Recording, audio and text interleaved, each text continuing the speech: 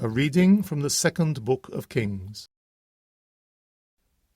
Jehoiakim was 18 years old when he came to the throne, and he reigned for 3 months in Jerusalem. His mother's name was Nehushta, daughter of Elnathan, from Jerusalem. He did what is displeasing to the Lord, just as his father had done. At that time, the troops of Nebuchadnezzar, king of Babylon, marched on Jerusalem, and the city was besieged. Nebuchadnezzar, king of Babylon, himself came to attack the city while his troops were besieging it. Then Jehoiakim, king of Judah, surrendered to the king of Babylon, he, his mother, his officers, his nobles, and his eunuchs, and the king of Babylon took them prisoner. This was in the 8th year of King Nebuchadnezzar. The latter carried off all the treasures of the temple of the Lord, and the treasures of the royal palace, and broke up all the golden furnishings that Solomon, king of Israel, had made for the sanctuary of the Lord, as the Lord had foretold. He carried off all Jerusalem into exile. All the nobles and all the notables, 10,000 of these were exiled, with all the blacksmiths and metal workers.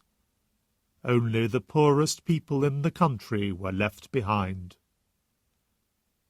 He deported Jehoiakim to Babylon, as also the king's mother, his eunuchs, and the nobility of the country. He made them all leave Jerusalem for exile in Babylon. All the men of distinction, 7,000 of them, the blacksmiths and metal workers, 1,000 of them, all of them men capable of bearing arms, were led into exile in Babylon by the king of Babylon. The king of Babylon made Mattaniah, Jehoiakim's uncle, king in succession to him, and changed his name to Zedekiah. The Word of the Lord. A reading from the Holy Gospel according to Matthew. Jesus said to his disciples, "It is not those who say to me, 'Lord, Lord,' who will enter the kingdom of heaven, but the person who does the will of my Father in heaven. When the day comes, many will say to me, 'Lord, Lord, did we not prophesy in your name, cast out demons in your name, work many miracles in your name?' Then I shall tell them to their faces, 'I have never known you. Away from me, you evil men.' Therefore, everyone who listens to these words of mine and acts on them will be like a sensible man who built his house on the rock. Rain came down, floods rose, gales blew and hurled themselves against that house, and it did not fall. It was founded on a rock. But everyone who listens to these words of mine and does not act on them will be like a stupid man who built his house on sand.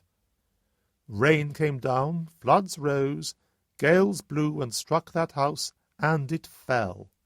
And what a fall it had!" Jesus had now finished what he wanted to say, and his teaching made a deep impression on the people, because he taught them with authority, and not like their own scribes. The Gospel of the Lord.